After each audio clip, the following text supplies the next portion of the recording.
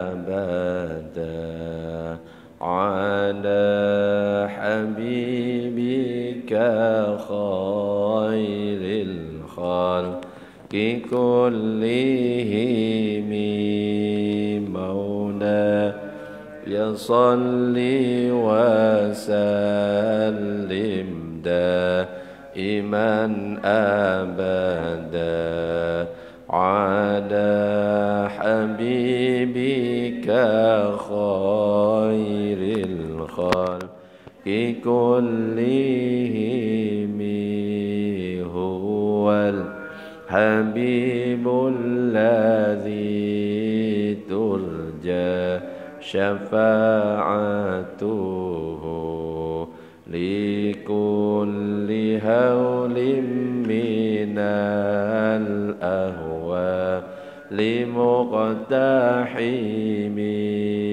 مولاي صل وسلم دائما أبدا على حبيبك خير الخلق كلهم يا رب بالمصطفى بلغ مقاصدنا واغفر لنا ما مضى يا واسع الكرم. السلام عليكم ورحمة الله وبركاته. بسم الله إلى الهدى والدلالة على الخير وابتغاء وجه الله مرضاته وقربه وثوابه سبحانه وتعالى إلى حضرة النبي المصطفى محمد صلى الله عليه وسلم. الفاتحة. أعوذ بالله من الشيطان الرجيم. بسم الله الرحمن الرحيم. الحمد لله رب العالمين الرحمن الرحيم مالك يوم الدين إياك نعبد وإياك نستعين اهدنا الصراط المستقيم صراط الذين أنعمت عليهم غير المغضوب عليهم ولا الضالين آمين. Para jamaah, Bapak Ibu yang dirahmati oleh Allah, alhamdulillah pada kesempatan malam ini kita masih diberikan kesehatan oleh Allah, diberikan kesempatan untuk bisa sholat maghrib berjamaah. Kemudian kita lanjut ngaji, insyaallah pembahasan kita pada kesempatan malam ini melanjutkan kajian sebelumnya, yaitu masalah fikih kurban. Dan di pembahasan sebelumnya sudah saya sampaikan tentang hitungan kurban, bahwa kalau dalam itu bisa untuk 7 orang. Wa tujzi'u syatu an sahsin wahidin, sedangkan untuk 1 kambing hanya untuk 1 orang. Nah, pertanyaannya, di beberapa sekolah, di sejumlah sekolah itu biasanya anak-anak ditariki sumbangan, ya 50 ribuan atau 100 ribuan. Anggap saja dalam satu sekolah ada 200, sumbangan 50 ribuan atau 100 ribuan, akhirnya terkumpul sejumlah uang, dibelikan kambing, ternyata dapat 1 kambing. Pertanyaannya, kambing yang disembelih di sekolah, hasil urunan siswa-siswa itu, apakah ketika disembelih disebut sebagai kurban? Halo? Apakah disebut kurban atau tidak? Rumusnya harus dikembalikan ke tadi. Wa tujzi'u syatu an sahsin wahidin, bahwa 1 ekor kambing cukup digunakan untuk 1 orang. Lah ini pertanyaannya, hasil urunan 200 siswa dapat 1 kambing, disembelih 1 kambing untuk 200 siswa. Pertanyaannya, kambing yang disembelih itu termasuk kurban atau tidak? Halo? Hah? Karena tidak sesuai dengan rumus tadi, maka kalau 1 ekor kambing diperuntukkan 200 orang, itu tidak mencukupi untuk disebut sebagai kurban. Adapun kalau disebut sebagai latihan kurban untuk melatih anak-anak, kesadaran anak-anak bahwa di bulan Dzulhijjah ada kesunahan, di tanggal 10, 11, 12, 13 untuk berkurban, ada kesempatan untuk berbagi dengan fakir miskin, boleh latihan kurban. Pahalanya gimana? Pahalanya seperti sembelihan sunnah biasa dan seperti pahala sedekah. Jadi itu bukan termasuk kurban. Karena tidak bisa satu kambing diperuntukkan untuk 20 orang. Bagaimana supaya misalkan satu kambing itu bernilai kurban? Ada caranya. Caranya adalah seperti ini. Menyertakan pahala kurban. Tapi harus kembali ke rumus tadi bahwa satu kambing itu hanya untuk satu orang. Berarti harus ditentukan atas nama satu orang. Nah ini yang repot, menentukan atas nama satu orang itu di atas namakan siapa. Tapi kalau seandainya satu sekolah sepakat, maka bisa ditentukan atas nama satu orang. Kemudian ketika ditentukan atas nama satu orang, kemudian satu orang itu menghadiahkan pahalanya. Menghadiahkan pahalanya kepada yang lainnya. Seperti ini. Nah, saya munculkan dalilnya. Nah, ini. Wa tujzi'u syatul muayyanah min ad-dha'ni awil ma'zi an wahidin. Jadi ketentuannya kan seperti tadi.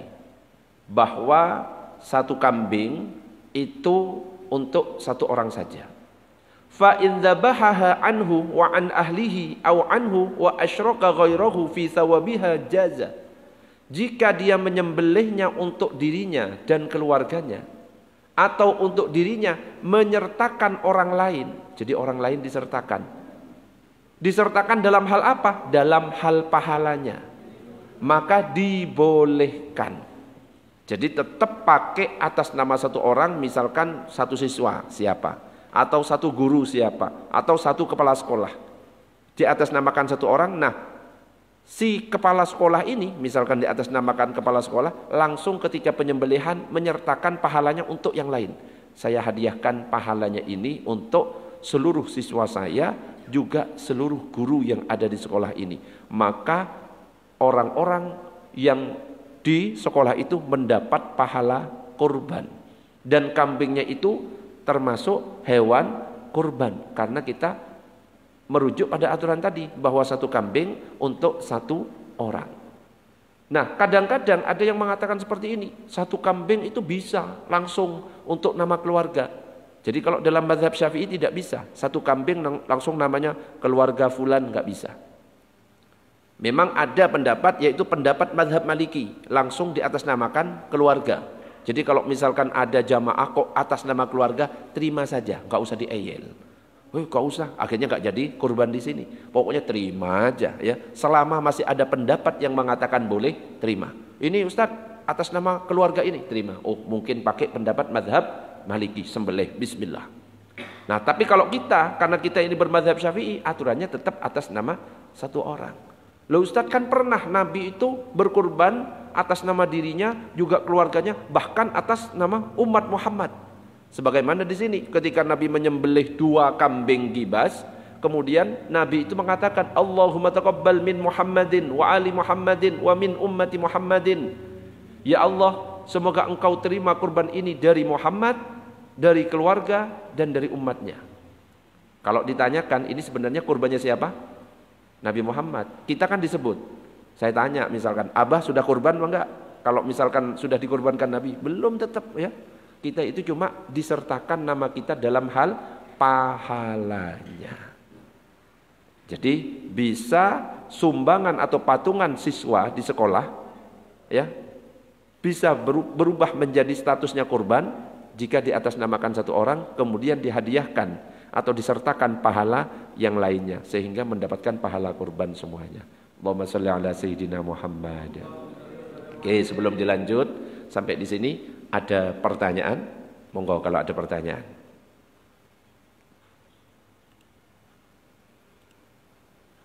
Jadi kita boleh menyertakan pahala untuk orang lain. Nah, kalau belum ada pertanyaan, lanjut ke yang berikutnya. Sekarang yang perlu kita perhatikan bahwa hukum asal dari kurban itu adalah sunnah. Bisa sunnah ain, bisa sunnah kifayah. Sunnah ain itu kalau misalkan tidak berkeluarga sendirian, Sunnah kifayah kalau misalkan dalam sebuah keluarga ada beberapa orang. Ada satu orang nyembelih, yang lain tuntutan untuk berkorbannya gugur. Tapi pahalanya tetap yang berkorban. Tapi kalau yang berkorban meniatkan pahalanya untuk mereka, dapat semuanya. Tetapi kurban itu yang asal hukumnya adalah sunnah bisa berubah menjadi wajib jika dua hal. Yang pertama dengan bernazar. Saya kalau anak sembuh, saya akan berkurban. Itu jadi wajib kurbannya. Nah ketika kurban itu menjadi wajib, nanti cara pembagiannya beda. Tidak sama seperti kurban yang biasanya. Kalau kurban sunnah nanti yang makan, yang kurban boleh ikut makan. Tapi kalau kurban wajib seperti nazar seperti ini, tidak boleh ikut makan sedikit pun, termasuk orang-orang yang dinafkahi. Keluarganya juga gak boleh ikut makan. Harus semuanya dikeluarkan, dibagikan kepada fakir miskin. Makanya nanti kok tiba-tiba ada yang ngasih, ini kurban wajib, dipisahkan. Yang berkurban jangan diambilkan dari daging itu, tapi boleh diambilkan dari daging kurbannya yang lain. Jadi ini benar-benar dibagikan kepada fakir miskin. Gak boleh panitia tiba-tiba seenaknya makan, karena panitia tidak semuanya miskin. Ada yang kaya, ada yang miskin. Kalau yang miskin gak apa-apa, tapi kalau yang kaya gak boleh. Jadi khusus yang kedua dengan cara menentukan, saya pastikan kambing ini sebagai hewan kurban, langsung wajib. Tapi kadang-kadang kan kita orang awam gak paham, ini kurban saya. Nah kalau misalkan dia orang awam hanya niat mengabarkan, memberi info bahwa ini nanti disembelih untuk kurban, maka tidak sampai jatuh wajib. Jadi yang terpenting itu adalah ketika kita bernazar. Allahumma shalli ala sayyidina Muhammad. Dan perbedaan, nah ini ada 4 perbedaan kurban wajib dan kurban sunnah. Jadi yang pertama, kalau kurban sunnah, orang yang berkurban boleh memakannya. Tetapi kalau kurban wajib, maka semuanya harus diserahkan kepada fakir miskin. Nah ini, orang berkurban dan orang yang wajib dinafkahi tidak boleh memakan sedikit pun dari kurban yang dinazari. Jadi nggak boleh sama sekali. Itu yang pertama. Yang kedua adalah kalau kurban sunnah, yang penting ada sedikit yang dibagikan kepada fakir miskin. Jadi fakir miskin itu harus diberikan, meskipun cuma sedikit, meskipun cuma 1 bungkus, tapi ya pelit namanya kalau cuma 1 bungkus. Berbeda dengan kurban wajib, harus semuanya dikeluarkan. Nah kalau misalkan kurban sunnah itu yang terbaik, yang berkurban itu makan sedikit untuk bertabarruk atas hewan sembelihannya, sisanya bagikan. Tapi kalau nggak mau yang seperti itu, boleh dibagi menjadi 3. Ya, 1/3 untuk siapa? Dirinya. 1/3 lagi untuk dihidangkan kepada sahabatnya, kerabatnya, tamu-tamunya dan lain sebagainya. Juga 1/3 bisa dibagikan kepada fakir miskin. Itu. Tapi kalau misalkan ada orang yang sudah menyerahkan kepada panitia dalam hal pengelolaannya, ya sudah, panitia boleh menentukan sesuai dengan kesepakatan dari panitia. Oh, yang berkurban dapat sekian, boleh. Yang penting ini saya pasrah wis pokoknya kepada panitia, secara yang nyembelihnya, untuk pembagiannya. Tapi orang yang berkurban tidak hanya memasrahkan kambing saja, tapi di situ harus ikut uang operasionalnya. Karena kambing itu nggak gratis, hidupnya juga nggak gratis, ya. Butuh makan, butuh minum, butuh membersihkan kotorannya. Ketika nyembelih ada jagal yang harus dibayar. Karena nggak boleh membayar uang jagal pakai uang kas masjid, itu nggak boleh, hukumnya haram. Ya, juga hati-hati kalau misalkan ngasih ke jagal, pastikan ini bagianmu, jangan sampai sebagai upah. Oh, untuk kepalanya sebagai upah untuk jagalnya, itu nggak sah, haram hukumnya. Tapi harus bagiannya. Nah, ini bagianmu. Jadi sebagai bagian, gak boleh daging kurban kalau dijadikan upah. Jadi boleh 1/3 untuk keluarga, 1/3 untuk dihidangkan tamu, 1/3 untuk dibagikan kepada fakir miskin. Dan untuk ibu-ibu, ya, jangan langsung ngambil daging kurban tiba-tiba dimasak. tanpa ditentukan milik siapa. Ya, habis disembelih kambingnya dagingnya masih seger-seger tiba-tiba hilang terus dimasak. Jangan. Karena di kambing itu ada sepertiga itu tadi, sepertiga untuk yang berkurban, sepertiga untuk dihidangkan tamu, tetangga dan lain sebagainya, sepertiga ada fakir miskin. Jadi ada 3 hak di situ. Makanya harus diperjelas milik siapa yang dimasak. Jangan-jangan malah miliknya fakir miskin, kan nggak boleh. Jadi caranya gimana? Ya minimal ditentukan oleh panitia. Wes ini milik saya, masak boleh. Karena sudah bagian dari seseorang. Atau pas saat penyerahan panitia sudah bilang nanti ada sebagian yang akan dimasak. Ya, akan ada sebagian yang dibuat masak, boleh. Tapi jangan dikhususkan untuk panitia. Panitia tok yang dimasai, panitia tok. Loh, kenapa kok yang lain enggak? Berarti kan jadinya, loh ini khusus panitia itu capek, loh upah itu berarti. Jadi kalau ada jamaah yang lain, biar tidak jatuhnya upah, kasih juga, ya. Misalkan dihidangkan, dimasak, ya, selain panitia, jamaah lain yang datang, monggo Pak, ditawarkan aja supaya tidak jatuh ke upah. Karena kalau sebagai upah itu dilarang dan hukumnya haram. Allahumma shalli ala sayyidina Muhammad. Sampai di sini ada nih. Nggih, monggo. Waalaikumsalam warahmatullahi wabarakatuh.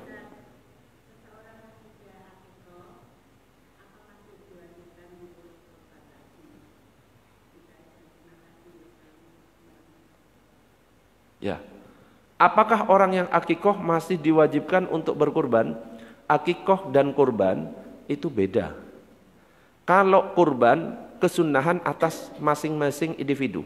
Saya sunnah, abah sunnah, ini sunnah, ibu sunnah, ini semuanya sunnah. Tapi kalau akikoh itu kesunahan atas orang tua kepada anaknya. Kalau orang tua punya anak, ya selama belum balik, maka orang tua punya kesunahan untuk mengakikohi anak itu. Tapi kalau sudah balik, kesunahan atas orang tua hilang. Tapi anak yang belum diakikoi, kalau dia mampu, boleh untuk akikoh sendiri. Kalau laki-laki berapa kambing?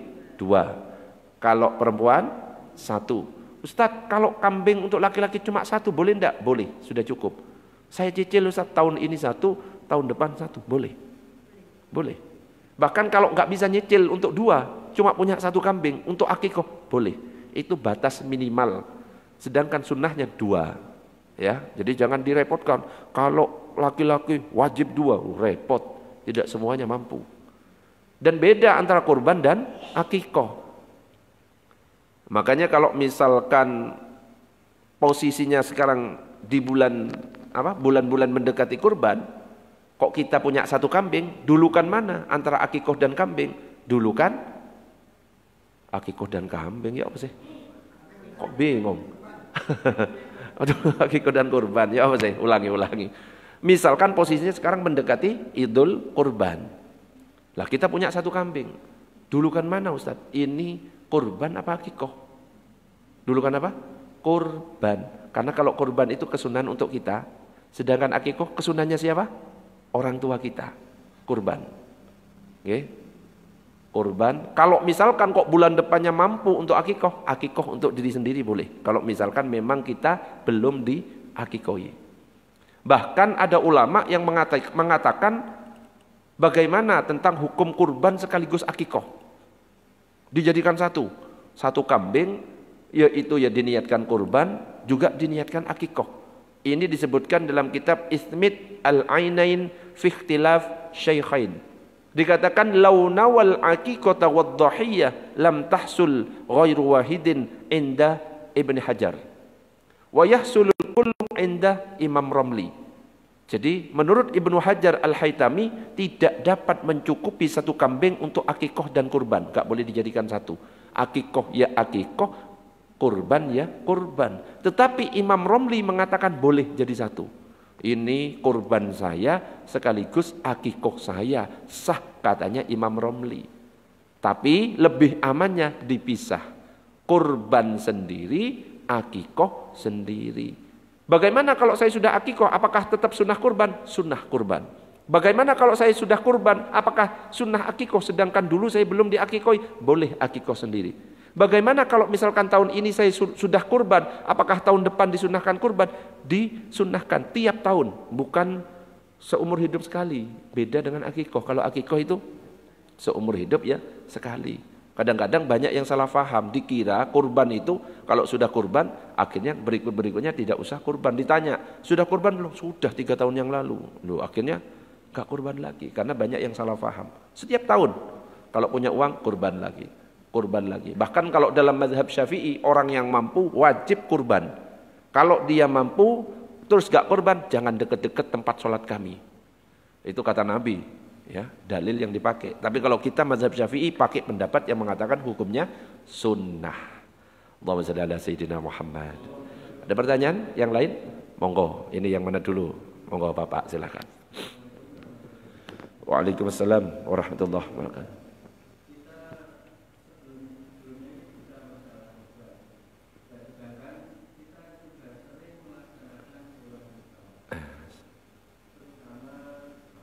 Tapi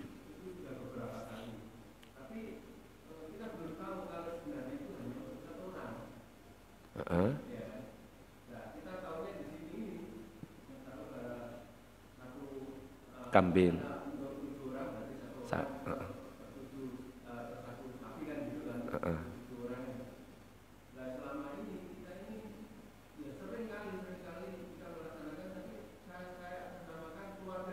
Atas nama keluarga.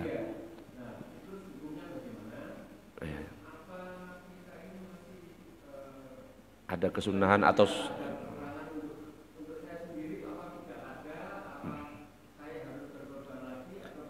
apakah tidak sah gitu ya? Atas nama keluarga.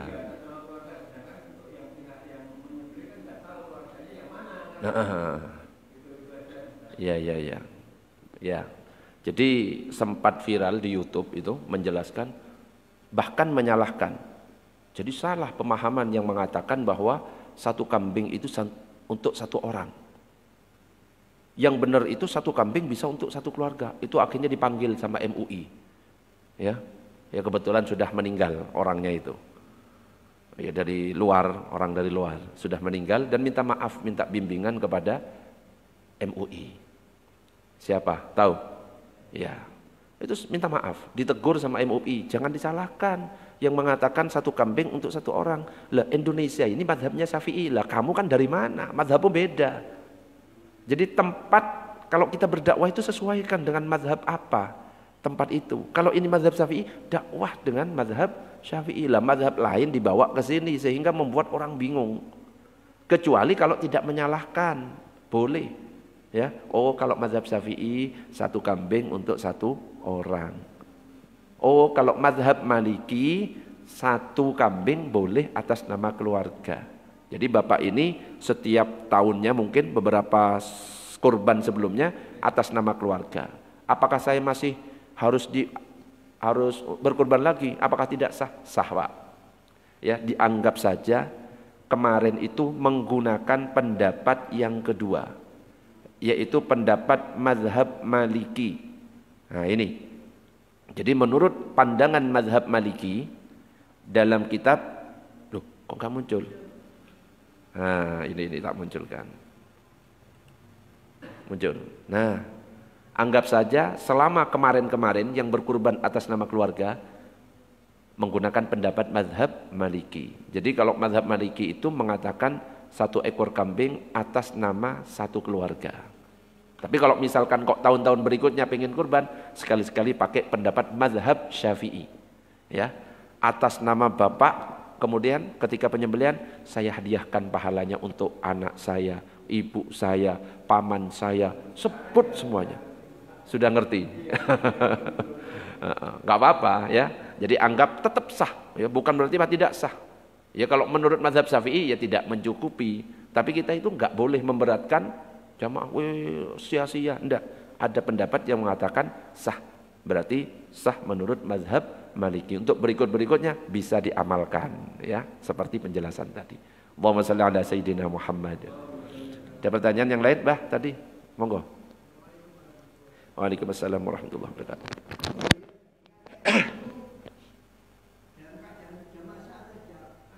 Akikoh. Ya.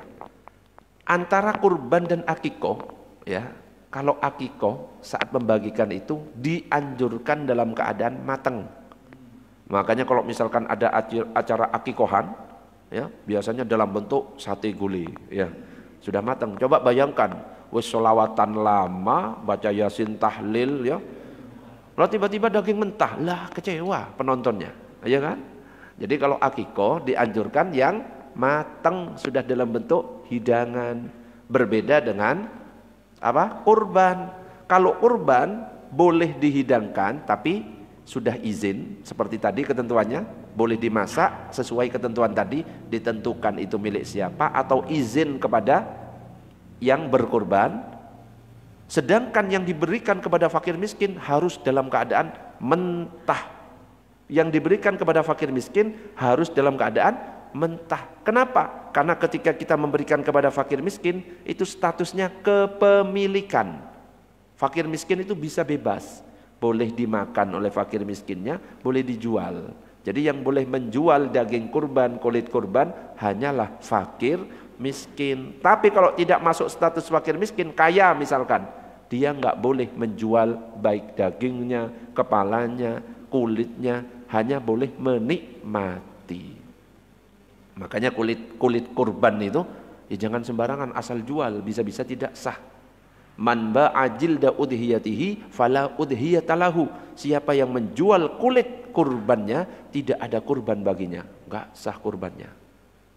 Ustaz, wis kadung dijual. Wah, itu repot itu.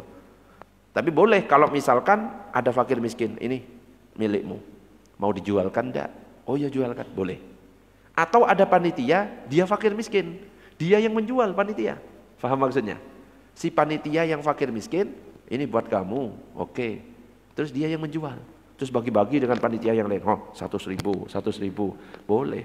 Tapi kok kurang ajar ya, fakir miskin saya dulu bagi gitu ya. Tapi sah.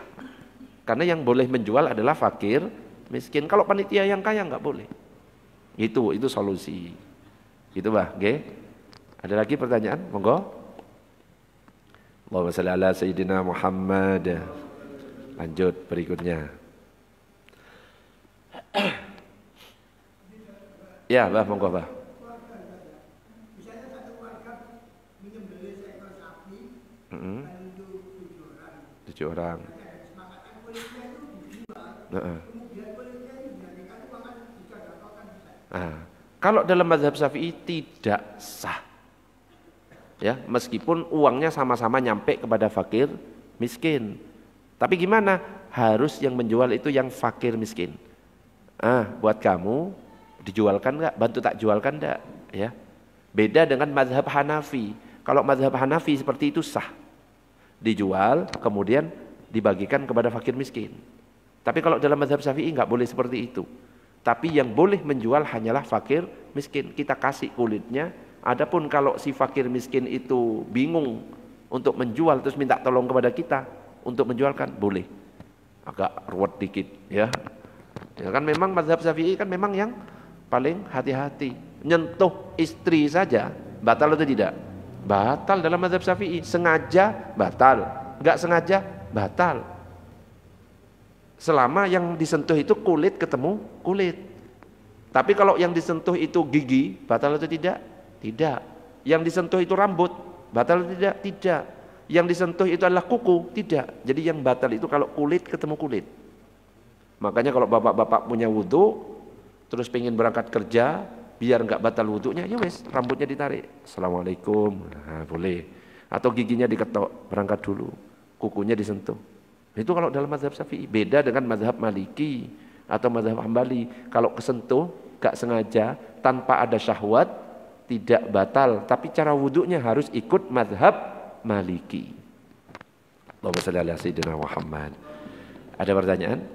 Monggo. Lanjut dulu. Lanjut. Ini 6:30 ini wis azan sekarang ya. Itu kecepatan ya. Makanya ini jam 6.24. Sebentar, ini ada yang nelpon ini. Saya matikan dulu.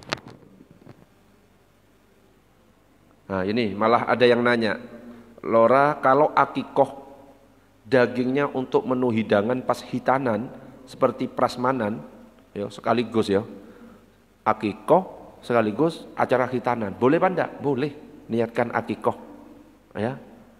Tapi sekaligus pas hitan.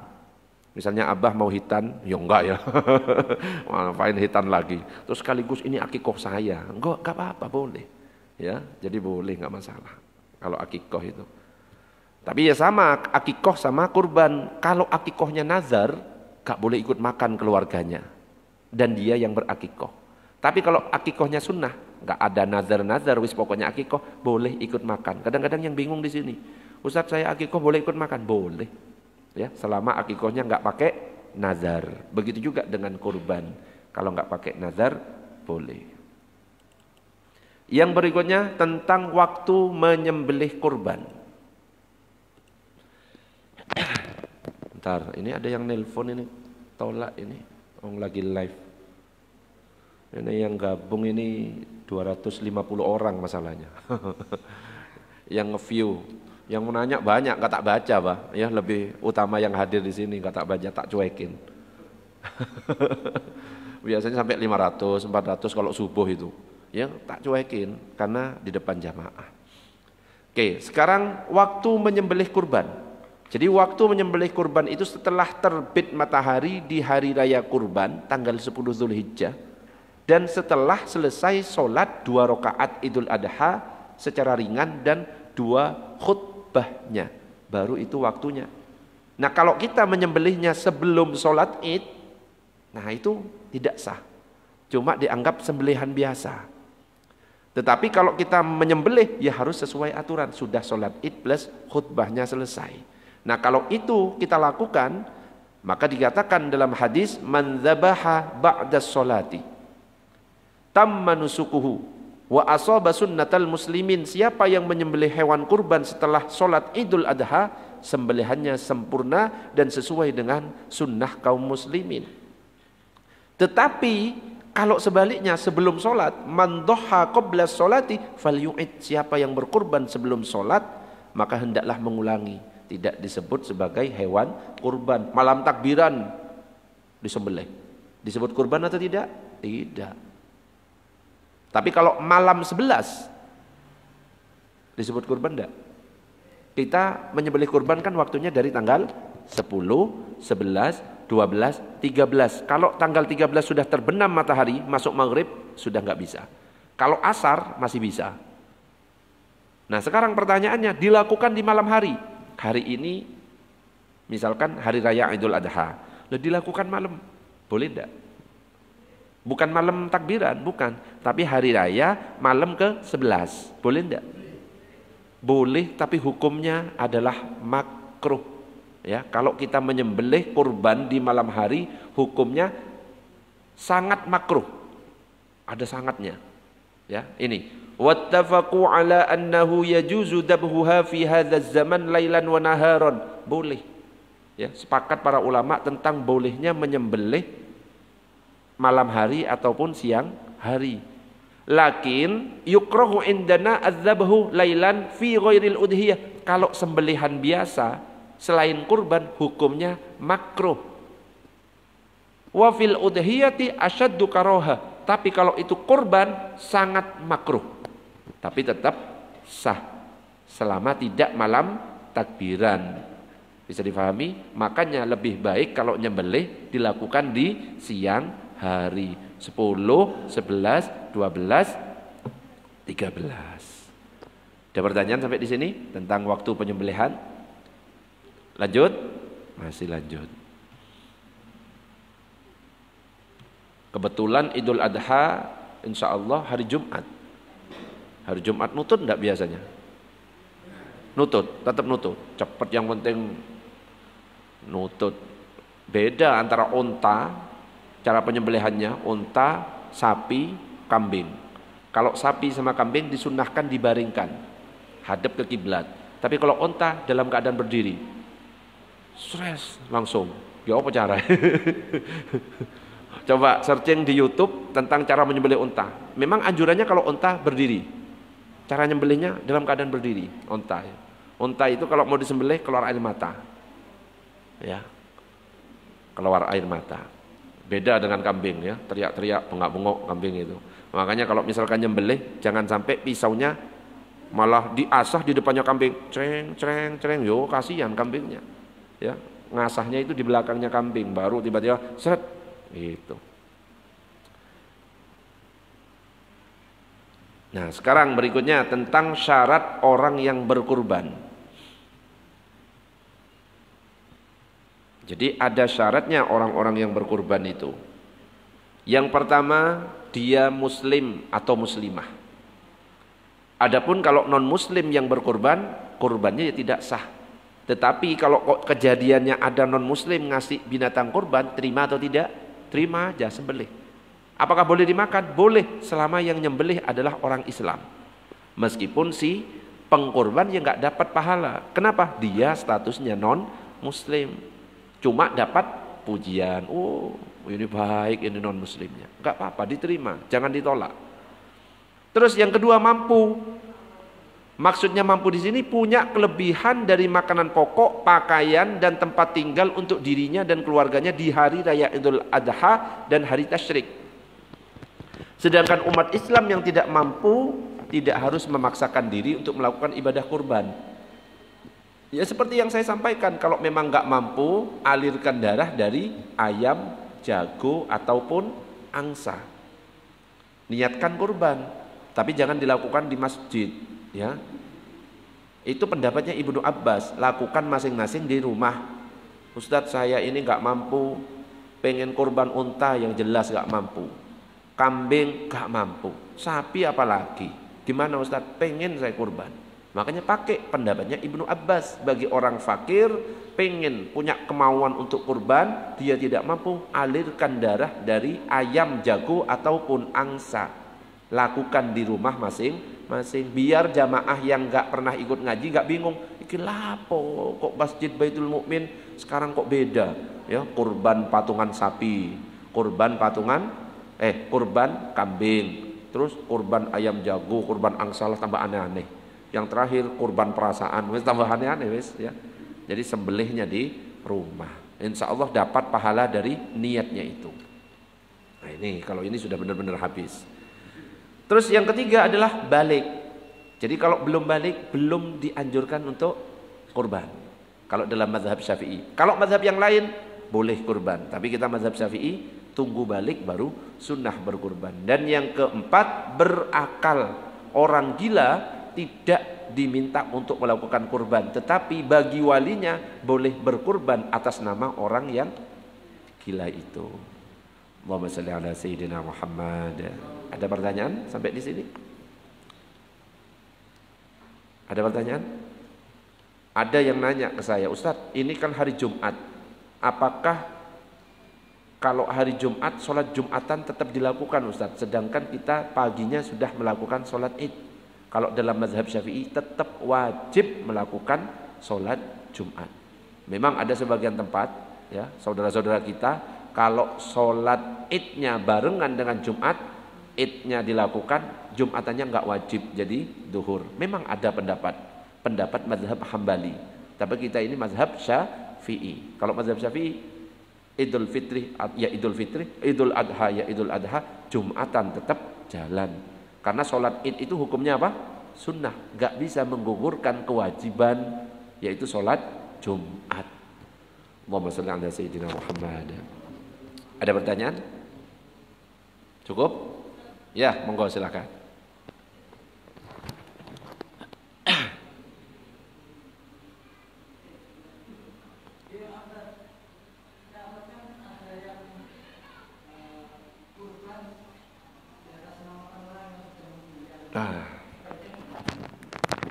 Ya, kurban atas nama orang yang sudah meninggal. Saya tunjukkan dalilnya. Ini sambil loading. Ini ada yang nanya, Ustadz saya belum diakikoi, tapi saya pengen kurban. Dulukan yang mana? Dulukan kurban ya. Kurban ini sunnah untuk kita, sedangkan akikah sunnahnya orang tua. Nah, tentang berkurban untuk yang meninggal dunia. Sudah muncul? Nah, ini. Bagaimana hukum berkurban untuk orang yang meninggal dunia? Disebutkan oleh Imam Nawawi dalam kitab Minhajut Talibin, wala tadhiyata 'anil ghairi bi ghairi idnihi. Tidak sah berkurban untuk orang lain yang masih hidup dengan tanpa seizinnya, wala an mayyitin illam yusi biha. Dan tidak juga untuk orang yang telah meninggal dunia apabila dia tidak berwasiat untuk dikurbani. Jadi kalau orang meninggalnya itu tidak berwasiat, maka gak sah kurban atas orang yang meninggal. Tetapi kalau misalkan sebelum meninggal orang itu berwasiat, nanti saya kurbani ya, maka sah berkurban. Pendapat pertama, dan ini pendapat yang kuat dalam mazhab Syafi'i. Tapi ada ulama dalam mazhab Syafi'i juga yang mengatakan bahwa sah meskipun tidak ada wasiat. Siapa yang mengatakan seperti itu? Imam Rafi'i berpendapat seyogyanya fayambaghi ayyaqalahu wa illam yusi. Seyogyanya berkurban dari mayit berhasil baginya walaupun tidak berwasiat. Jadi dalam mazhab Syafi'i ada dua pendapat. Pendapat pertama mengatakan tidak sah jika tidak ada wasiat. Ini pendapat yang kuat dalam mazhab Syafi'i. Ada pendapat berarti ya di bawahnya ya. Imam Rafi'i mengatakan sah meskipun tidak berwasiat. Terus mazhab yang lain gimana? Yang lain juga mengatakan sah. Baik mazhab Hanafi, Maliki dan Hambali mengatakan boleh berkorban untuk orang yang meninggal. Nah, mayoritas ulama mengatakan boleh. Jadi kalau tiba-tiba ada jamaah membawa korban ini atas nama almarhum fulan, terima ya, sah korbannya. Karena apa? Mayoritas mengatakan boleh. Kalau pengen pakai pendapat mazhab Syafi'i yang kuat, Ustaz saya pokoknya pakai praktiknya mazhab Syafi'i gimana? Atas namakan yang hidup, kemudian ketika disembelih saya hadiahkan pahalanya untuk almarhum ini. Nyampe. Kalau mau pakai cara mazhab Syafi'i yang pendapat kuat tadi. Tapi kalau mau pakai cara yang kedua, boleh langsung aja atas nama almarhum fulan, almarhumah fulanah. Tapi kalau misalkan kita berkurban atas nama orang yang meninggal, ingat ada aturannya. Orang yang berkurban itu gak boleh ikut makan. Ini, jika Anda dan saudara-saudara Anda ingin berkurban untuk orang tua yang telah meninggal dunia, maka berarti Anda mengikuti pendapat ulama yang kedua yang mengatakan boleh. Seperti tadi dijelaskan. Ya. Karena apa? Diniatkan sebagai sedekah itu. Tapi ada aturan-aturannya. Nah ini. Seseorang yang berkorban untuk orang lain, semisalnya mayit, dengan syarat yang datang, maka tidak boleh untuknya dan orang-orang kaya memakan daging hewan kurban itu. Jadi dia yang berkorban gak boleh ikut makan, orang kaya juga gak boleh ikut makan. Berarti yang boleh siapa? Fakir, miskin. Jadi kurban untuk meninggal, kirim ke fakir miskin. Hati-hati berarti. Loh, ada almarhum ini, pisahkan untuk fakir miskin itu. Dan gak boleh diambilkan. Ya, itu aturannya itu. Bisa difahami? Bingung? Alhamdulillah.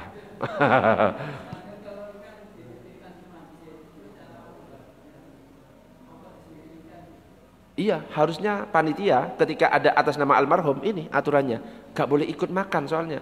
Tapi yang jadi masalah, panitia itu menyamaratakan, tetap ya mau nama almarhum ini tetap diambilkan dagingnya, dapat sebagian, iya kan? Nah itu tidak sah. Makanya biar sah apa? Tetap atas namakan yang hidup, kemudian hadiahkan pahalanya, saya hadiahkan untuk almarhum ini, nyampe itu.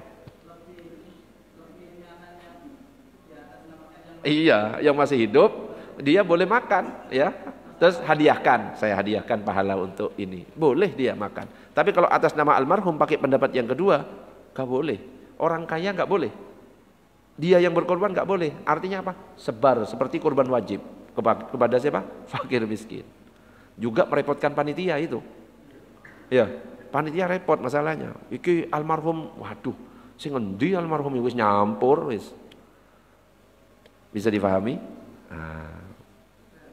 Monggo.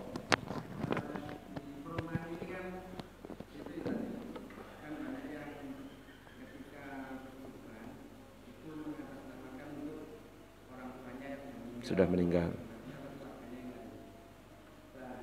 Ketika tidak ada wasiat, itu kan berarti kurbannya tidak dikategorikan kurban yang wajib. Karena tidak ada wasiat. Kalau ada wasiat, itu berarti kurban. Kan seperti itu kalau Imam Syafi'i kan seperti itu yang tadi disebutkan tadi. Yang pertama, jadi kalau memang itu wajib, baru semuanya tidak boleh dimakan dan harus dikonsumsi oleh orang miskin. Padahal di sini kalau di perumahan orang miskin itu sulit Ustaz. Rata-rata ya kemampuannya sama. Gitu. Terus kalau kebanyakan orang-orang berkurban atas nama almarhum atau almarhumah, kalau di sini kan rata-rata bukan karena wasiat Ustaz. Ya atas nama almarhum aja langsung gitu. Pakai pendapat kedua kan ya. Berarti kurban mereka bukan kurban yang dikategorikan wajib oleh Imam Syafi'i tadi karena tidak ada wasiat. Kan kalau menurut mazhab imam yang lain itu kan dikatakan kurban kalau memang boleh itu bisa dikategorikan sebagai kaya. Tapi keluarganya belum makan kan seperti itu. Cuman di kepanitiaan kami itu biasanya orang yang korban Syafi'ah itu mendapatkan bagian korban Syafi'i. Syafi'i Syafi'ah disilang seperti itu. Ya. Menghindari ada korban wajib. Itu yang nazar atau yang lain. Saya luruskan dikit. Kurban menjadi wajib itu dua hal penyebabnya. Nazar dan menentukan, bukan karena almarhum loh. Tadi kan menyebutkan ini kalau wasiat jadi kurban wajib. Sejak kapan saya ngomong seperti itu? Enggak ada. Faham maksudnya? Kurban menjadi wajib dua hal penyebabnya. Apa tadi? Nazar, menentukan. Nah, kalau nazar berubah jadi kurban wajib. Nah, ini aturan sendiri untuk kurban jika untuk orang meninggal. Aturan untuk dalam mazhab Syafi'i pendapat yang kuat, kalau enggak ada wasiat, enggak usah dikurbankan. Enggak sah. Kalau ada wasiat, sah. Bukan pas disebut sebagai kurban wajib, bukan. Sah atau tidak sah? Pelan-pelan. Kalau ada wasiat, sah kurbannya atas nama orang meninggal. Tapi kalau tidak wasiat, tidak sah. Tapi sah menurut Imam Romli. Dan juga mazhab-mazhab yang lain. Jangan dipisah, ini mazhab Syafi'i kan jadi wajib. Enggak seperti itu. Sah atau tidak. Tapi intinya mayoritas ulama mengatakan sah. Adapun aturannya ketika pakai pendapat yang mengatakan sah, baik yang berwasiat ataupun tidak berwasiat. Nah, paham sampai di sini? Ketika berwasiat itu hukumnya wajib dikerjakan atau tidak? Ya wajib dikerjakan. Bukan itunya, wajib dikerjakan oleh itu, tapi statusnya tetap kurban untuk meninggal. Caranya ya, meskipun wasiat ataupun enggak wasiat, tetap caranya sama seperti kurban wajib. Jadi kurban wajib dua. Bernazar, satunya apa namanya? Ditentukan. Nah, kalau misalkan ada wasiat, memang wajib dilakukan. Tapi kurbannya itu tetap kurban untuk orang meninggal. Perlakuannya sama seperti kurban wajib. Penyebarannya kepada fakir miskin. Baik berwasiat ataupun tidak berwasiat. Apalagi berwasiat. Nah, ini tambah harus diberikan kepada fakir miskin. Orang yang berkurban tidak ikut makan, termasuk orang kaya. Nah, terus yang kedua, Imam Rafi'i mengatakan meskipun tidak berwasiat tetap sah. Didukung oleh imam mazhab yang lain, mazhab Hanafi, mazhab Maliki, mazhab Hambali. Dijelaskan lagi dalam kitab ini oleh siapa? Siapa tadi yang terakhir? Dalilnya. Nah, ini. Dalam kitab Hasyiah, mesti nggak muncul lagi. Dalam kitab Hasyiah As-Sarwani, ini kitab mazhab Syafi'i, dijelaskan kalau memang pakai pendapat yang kedua, ya kita lihat Imam Rafi'i saja. Ya, baik wasiat atau enggak wasiat tetap sah. Maka syaratnya adalah enggak boleh memakan dia yang berkorban, termasuk orang yang apa tadi? Orang kaya memakannya. Jadi ini ngutip pendapatnya yang Imam Rafi'i. Kalau kita pakai pendapat yang kedua, Imam Rafi'i, baik wasiat ataupun tidak wasiat, boleh kepada orang yang berkurban, tetap tidak boleh. Apalagi pakai yang pendapat pertama yang mengatakan wasiat. Tapi jangan digolongkan kurban wajib, karena kurban wajib sudah dijelaskan, disebut kurban wajib kalau dua, nazar dan menentukan, kecuali disebutkan untuk orang yang meninggal, enggak kan? Jadi dalam kitab itu cuma disebutkan dua, kurban menjadi wajib jika bernazar dan menentukan saja. Tidak disebutkan kemudian kurban untuk orang meninggal. Kurban orang meninggal cara pembagiannya saja sama seperti kurban wajib itu. Bisa dipahami? Jadi baik wasiat ataupun tidak wasiat. Nah ya itu susahnya itu ketika membagikan kepada fakir miskin itu, ya. Masalahnya kan tidak semuanya fakir. Ya apa di sini ada fakir miskin? Susah ya? Ya susah, makanya ngerepotin panitia kadang-kadang. Ini kurban nazar saya, waduh, iki nyari fakir miskin. Termasuk untuk almarhum, ya ini, baik wasiat gak wasiat, ya kena. Sama pembagiannya seperti kurban wajib. Tapi jangan dikatakan sebagai kurban wajib, karena kurban wajib cuma dua penyebabnya. Cuma pembagiannya sama seperti kurban wajib, semuanya ke fakir miskin. Bisa dipahami? Hah? Oh boleh.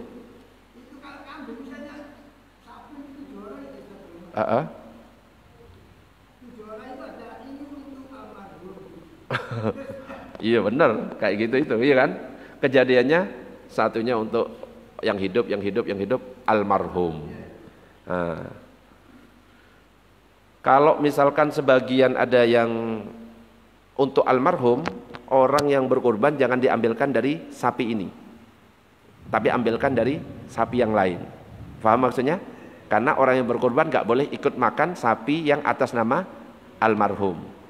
Dan ditentukan kalau 7 berarti dibagi 7 itu kan. Yang bagian dari si orang yang berkorban atas nama almarhum akhirnya diserahkan kepada siapa? Fakir miskin. Nah itu yang membuat repot yaitu. Ya, jadi nggak boleh, oh ya repot gitu. Iya, memang aturannya gitu. Mau gimana lagi? Aturannya ya seperti itu ya gitu, harus disampaikan. Ada lagi pertanyaan? Oke, Bu, monggo.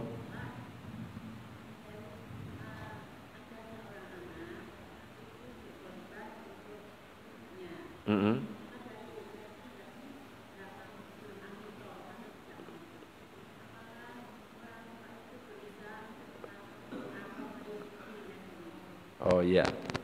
Jadi kalau misalkan orang tua ada anak berkorban atas nama orang tua, orang tuanya belum akikoh, apakah orang tuanya itu harus berusaha? Akikoh itu hukumnya sunnah. Jadi kalau memang tidak mampu gak usah dipaksakan. Oke? Jadi kalau memang tidak mampu gak usah memaksakan untuk akikoh diri sendiri. Kalau gak mampu ya sudah selesai, sunnah itu. Kok tiba-tiba anaknya mengkorbankan orang tuanya, ya sudah nama kurban saja. Ya gitu. Ibu G, ada lagi pertanyaan? Iki wis iqomah. Hah? Apa nunggu azan subuh? Yuk, cocok lah. Saya besok ngisi lagi soalnya. Wes, ada pertanyaan cukup ya? Sementara. Jadi ya memang caranya agak ketat, cuma dalam pelaksanaannya banyak yang ya nggak sesuai. Ya mau gimana lagi ya kita harus sadari, nggak boleh membenarkan apa yang kita lakukan. Paham maksudnya? Kalau kita pernah melakukan salah, ya sudah, oh salah ya berarti kemarin. Nggak usah dipaksa-paksa ini jadi gini, jangan. Ya nek salah. Jadi biasakan yang benar, jangan membenarkan kebiasaan. Kita itu nyoba ya, meskipun pada praktiknya nanti tidak 100% terlaksana dengan baik, tapi minimal kita berusaha untuk ngerti ilmunya, nyoba untuk mempraktikkan, adapun nanti ya mudah-mudahan diampuni oleh Allah, gitu aja. Amin ya rabbal. Subhanakallahumma wa bihamdika asyhadu an la ilaha illa anta astaghfiruka wa atubu ilaik. Assalamualaikum warahmatullahi wabarakatuh.